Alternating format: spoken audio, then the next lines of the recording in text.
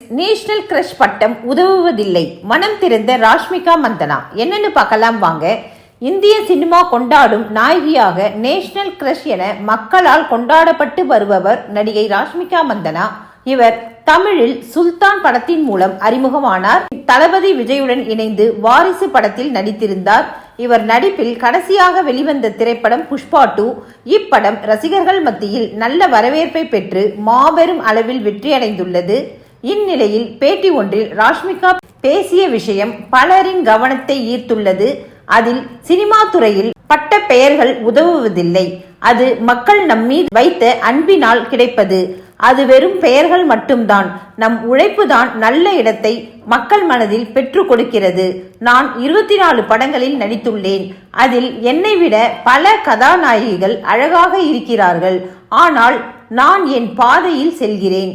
என் ரசிகர்களுக்காக நான் எதுவும் செய்ய தயாராக உள்ளேன் என கூறியுள்ளார்.